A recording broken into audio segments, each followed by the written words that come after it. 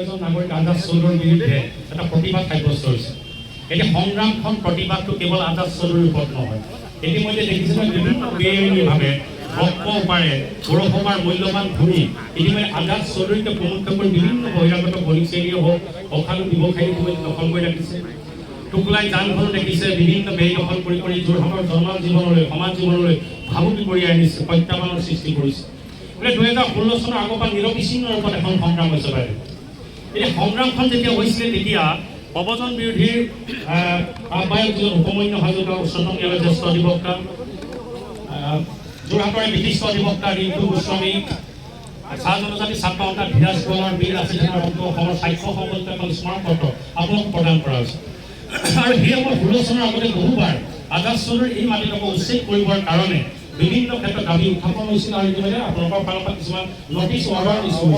কিন্তু তৎসত্ত্বেও কাৰ বলে বলীয়ান হৈ কাৰ সাহসেৰে মনোমত্ত হৈ আজিলৈকে তেওঁলোকে ইয়াত বীৰদপে ইয়াত আছে থকাৰ পিছত এতিয়া কি হৈছে বলপূৰ্বকভাৱে খিলঞ্জীয়া মানুহকে ভয় ভাবুকি দুষ্ট তাচ্ছিল্য কৰিব পৰা এটা পৰিৱেশৰ উদ্ভৱ হৈছে। মৰিয়াই কিছু সম্ভাৱনাময় যুৱকক নিষেধ কৰাৰ আমি দৃশ্য দেখিবলৈ আমি পাইছোঁ। গতিকে এনেকুৱা ক্ষেত্ৰত জিলা প্ৰশাসনৰ যিধৰণৰ ভূমিকা লাগিছিল তাৰ সমান্তৰালভাৱে ইয়াৰ যিজন বিধায়কজনে যিধৰণৰ সোচ্চাৰ হ'ব লাগিছিল, সক্ৰিয় হ'ব আছিল আৰু মস্তিষ্কৰ উৰ্বৰতা নথকা মানুহ আৰু মানসিক ভাৰসাম্যহীন মানুহ আৰু এইবোৰ মানুহৰ কথাত বীৰ লাচিত সেনাৰ সৈনিকৰ গাৰ নোম এডালো নিহিল। আজি যোৰহাট জিলাৰ পৰা আমি প্ৰশাসনৰ ওপৰত আশ্বস্ত আৰু আমাৰ মুখ্য সচিবে কৈছে যদি প্ৰশাসনে নোৱাৰে আমি ধৰিব হ'লে কিন্তু তাৰ অৱস্থা বেয়া কৰিব।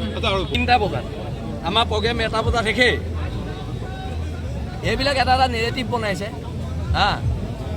আমি কৈছোঁ ন গৌৰৱ গগৈ আমাৰ নেতা নহয়, হিমন্ত বিশ্ব শৰ্মা আমাৰ নেতা নহয়। কংগ্ৰেছৰ তেওঁলোকৰ নেতৃত্বই আমাক এটা আহি কথা কৈছে যে এইটো বাহিৰত যি ধৰণে প্ৰচাৰ চলাইছে তেনেকুৱা কথা নহয়, যে আমাৰ যিটো এইটো দলীয় কাৰ্যসূচী তেওঁ নিজৰ ঘৰলৈ আহিব, সৰু সুৰা এটা অনুষ্ঠান আমি ৰাখিছোঁ, তাৰপৰা তেওঁ চৰাইদেউলৈ কাৰ্যসূচী ল'বলৈ যাব। গতিকে তেওঁলোকৰ কোনো কথা নাই। কিন্তু এটা পক্ষে এতিয়া বীৰ লাচিত সেনা আপুনি চাব শাসক বিৰোধী উভয়ৰে সমালোচনাৰ কেন্দ্ৰবিন্দু হৈছে।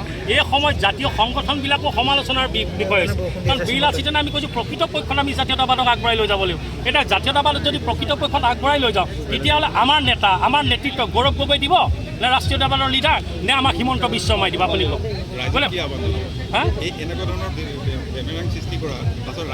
বীৰ লাচিতৰ জাতীয়তাবাদ কৰিছে, জাতীয়তাবাদক শক্তিশালী কৰিবৰ কাৰণে বীৰ লাচিতৰ অনাগত সময়ত চিন্তন মন্থনৰ জৰিয়তে এটা সমাধান উত্তৰ তৈয়াৰ কৰি তাক অগ্ৰহ হ'ব। বীৰ লাচিতৰ সদায় বিচাৰে যে আঞ্চলিকতাবাদ ইয়াত শক্তি হ'ব লাগিব। আঞ্চলিকতাবাদ শক্তি হ'লে ইয়াত খিলঞ্জীয়া মানুহে মূৰ তুলি জীয়াই থকাৰ পটভূমিটো ৰচনা হ'ব। বোলে তাকেই নকৰি আমি কোনোবা ৰাষ্ট্ৰীয় দলৰ পৰোচনাত পৰি তেওঁলোকৰ চুতলিমূৰ মতে কাম কৰাৰ নজিৰ বীৰ লাচিত সেনাৰ ইতিহাসত আজিলৈকে হোৱা নাই, নহয় আৰু ভৱিষ্যতে নহয়। আৰু ৰাষ্ট্ৰীয় দলবিলাকে যাৰে চৰকাৰ নহওক আমাক মাহীয়ে দৃষ্টিৰে চাব। আঞ্চলিকতাবাদৰ চৰকাৰৰ কাৰণে বীৰ লাচিত সেনা কাম